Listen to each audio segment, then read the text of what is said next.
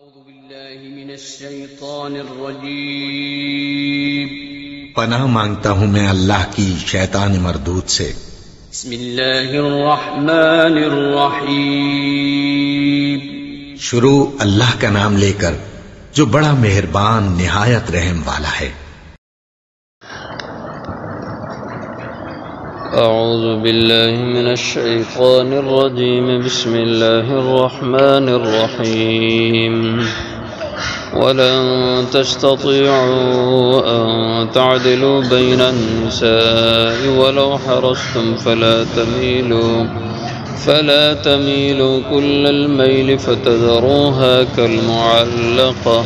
وإن تصلحوا وتتقوا فإن الله كان غفورا رحيما وإن يتفرقا يغن الله كلا من سعته وكان الله واسعا حكيما ولله ما في السماوات وما في الأرض ولقد وصينا الذين أوتوا الكتاب من قبلكم وإياكم أن اتقوا الله وَإِن تَكْفُرُوا فَإِنَّ لِلَّهِ مَا فِي السَّمَاوَاتِ وَمَا فِي الْأَرْضِ وَكَانَ اللَّهُ غَنِيًّا حَمِيدًا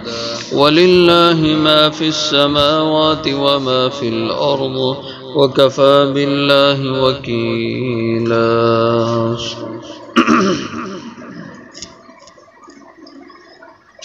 وَلَن تَسْتَطِيعُوا اور ہرگز نہیں طاقت رکھتے تم ان تعدلو کہ تم برابری کر سکو بین الناس اپنی بیویوں کے بیچ ولو حرصتم اگرچہ تم کتنے ہی اس کی خواہش رکھو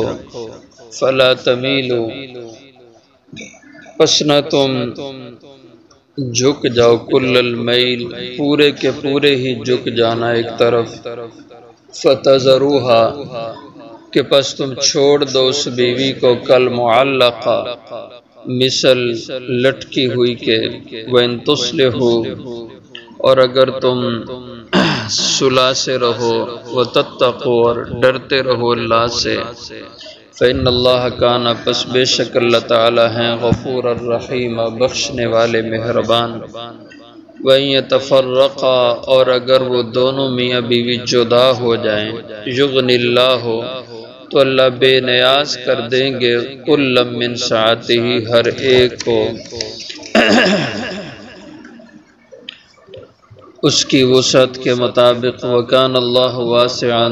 اور ہیں اللہ تعالی وسعت والے حکیمہ حکمتوں والے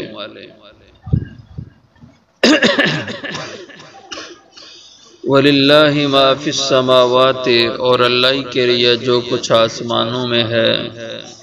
وَمَا فِي الْأَرْضِ اور جو کچھ زمینوں میں ہے وَلَقَدْ وَصَّيْنَا اور تحقیق تاکیدی حکم بھیجا ہم نے الذین ان لوگوں کو اوتوا الکتاب جنہیں کتاب دی گئی من قبلکم تم سے پہلے وإیاکم اور تمہیں بھی ان اتقوا اللہ کہ تم اللہ سے ڈرتے رہو وإن تکفروا اور اگر تم کفر کرو گے فإنا للہ پس بے شک اللہ ہی کے لیے ہے ما فی السماوات وما فی الارض جو کچھ کیا آسمانوں میں ہے اور جو کچھ زمین میں ہے وَكَانَ اللَّهُ غَنِيًّا حَمِيدًا اور ہیں اللہ تعالیٰ بے نیاز تعریفوں کے مالک وَلِلَّهِ مَا فِي السَّمَاوَاتِ اور اللہ کے دائرہ اختیار میں ہے جو کچھ آسمانوں میں وَمَا فِي الْأَرْضِ اور جو کچھ زمین میں ہے وَكَفَى بِاللَّهِ وَكِيلًا اور کافی ہے اللہ کارساز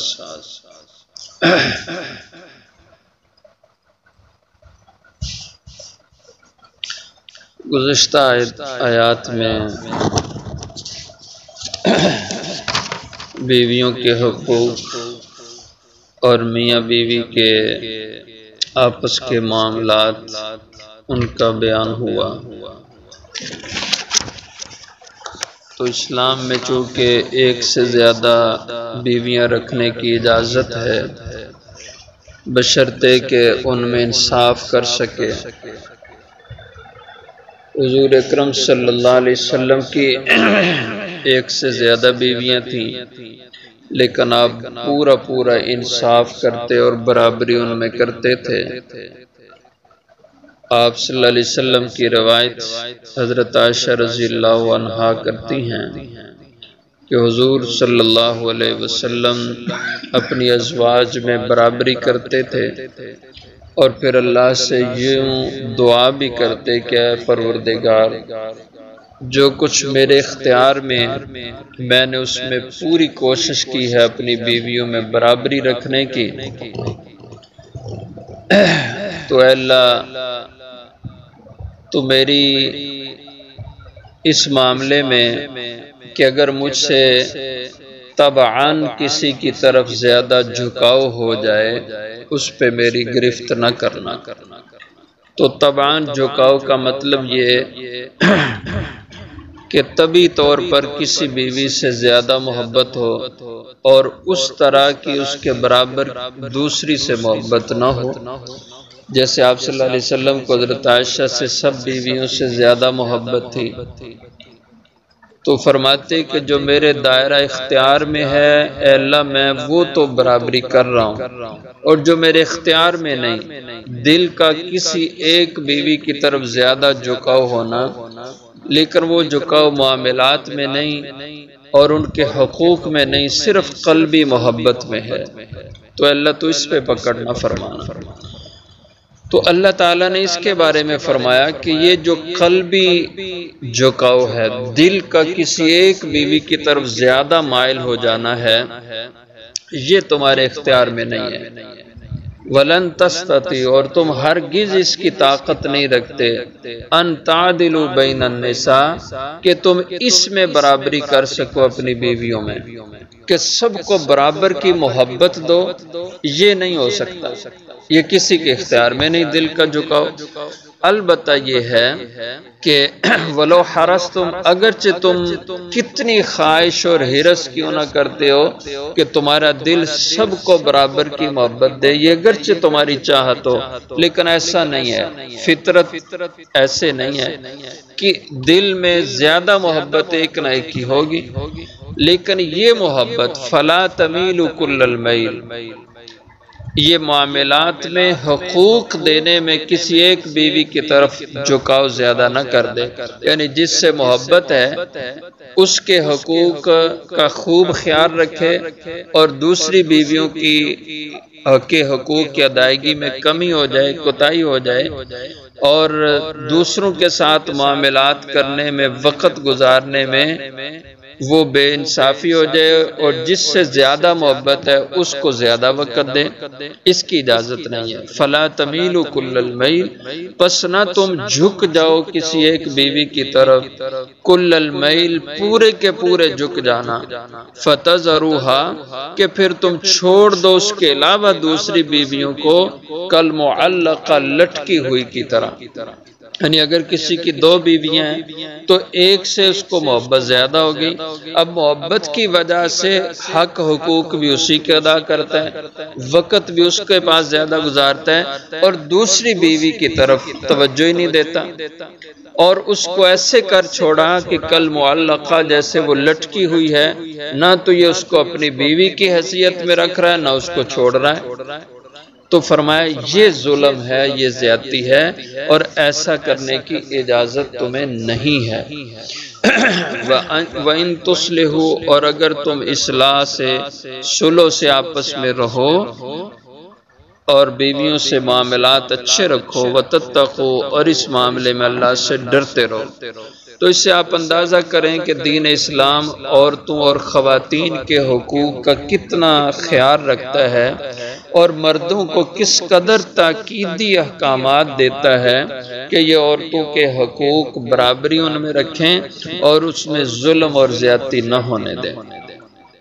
لیکن پراپیگنڈا آج بھی اسی طرح کہ اسلام حق حقوق نہیں دیتا،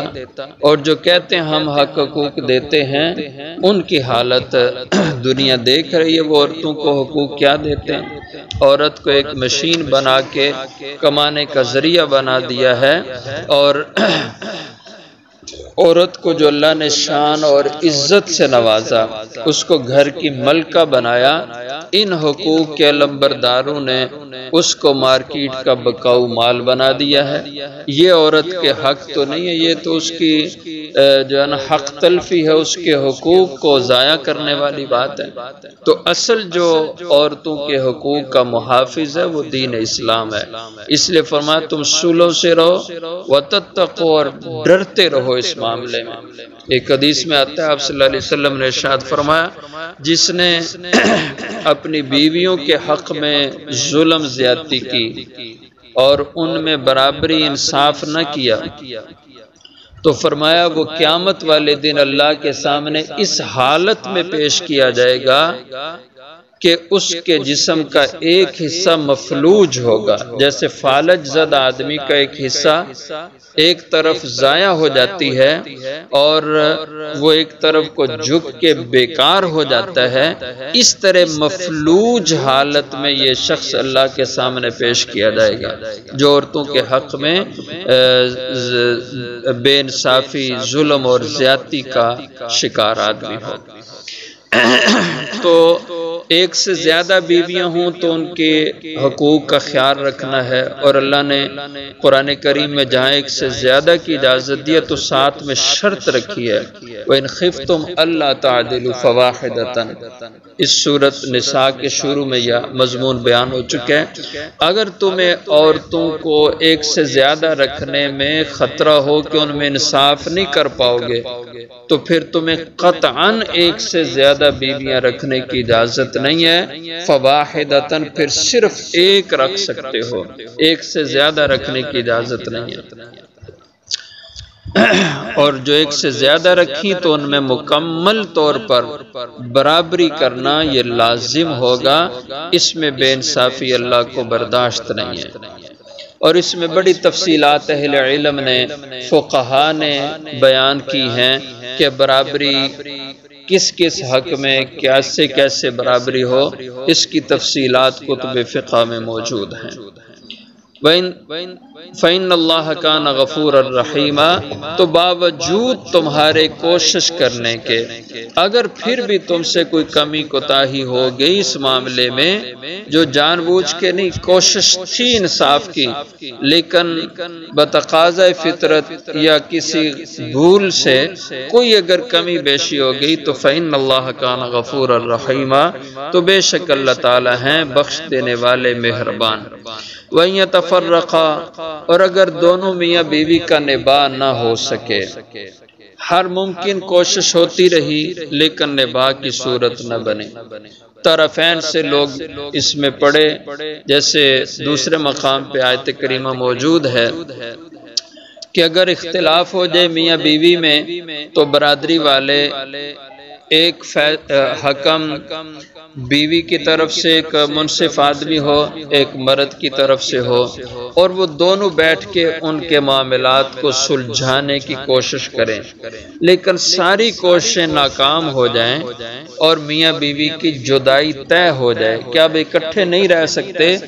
تو پھر مرد کو چاہیے طلاق دے دے، علیحدگی اختیار کر لے کہ اس عورت کو لٹکا کے اپنے ساتھ نہ رکھے۔ وَإِن يَتَفَرَّقَا، اور اگر وہ دونوں جدائی اختیار کر لیں، دونوں سمجھیں اب نباہ نہیں ہو سکتا تو جدائی کر لیں، يُغْنِ اللَّهُ كُلًّا مِّن سَعَتِهِ، تو اللہ غنی کر دیں گے، بے نیاز کر دیں گے ان میں سے ہر ایک کو، من سعتہ، اپنی رحمت سے۔ کہ یہ نہیں ہے کہ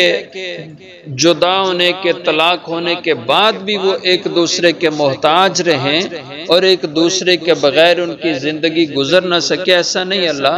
اللہ مرد کے لیے کسی اور عورت کا انتظام کر دیں گے اور عورت کے لیے کسی اور مرد کا سبب بنا دیں گے، تو دونوں کو اللہ بے نیاز کر دیں گے ایک دوسرے سے اپنی رحمت سے۔ وَكَانَ اللَّهُ وَاسِعًا حَكِيمًا، اور ہیں اللہ وسعت والے، حکمتوں والے۔ والے وَلِلَّهِ مَا فِي السَّمَاوَاتِ وَمَا فِي الْأَرْضِ، اور اللہ ہی کے قبضہ قدرت میں، اسی کے اختیار میں ہے، ملک میں ہے، جو آسمانوں میں، جو زمین میں، آسمان اس میں، فرشتے اور اس کی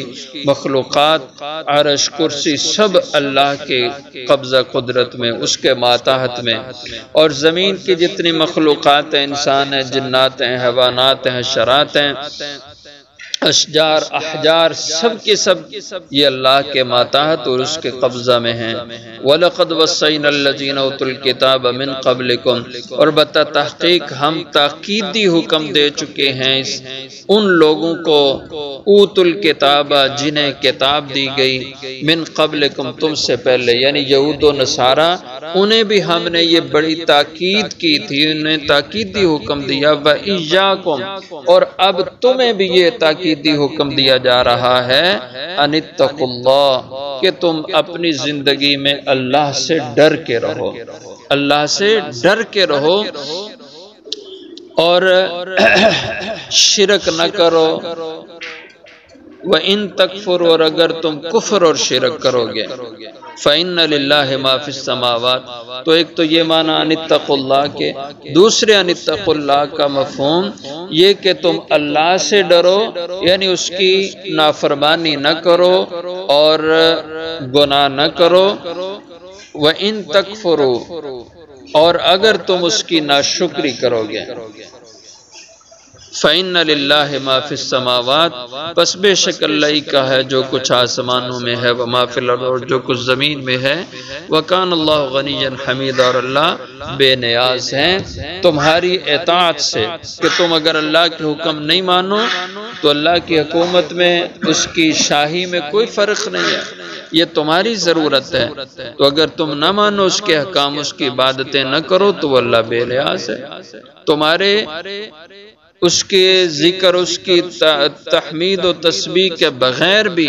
حمیدہ، وہ اللہ کی ذات تعریفوں کی مالک ذات ہے، وہ خود ذات ستودہ تعریف ہے۔ وَلِلَّهِ مَا فِي السَّمَاوَاتِ، اور اللہ کے اختیار میں ہے جو کچھ آسمانوں میں ہے اور جو کچھ زمینوں میں ہے، وَكَفَى بِاللَّهِ وَكِيلًا، اور کافی اللہ سب کا کارساز۔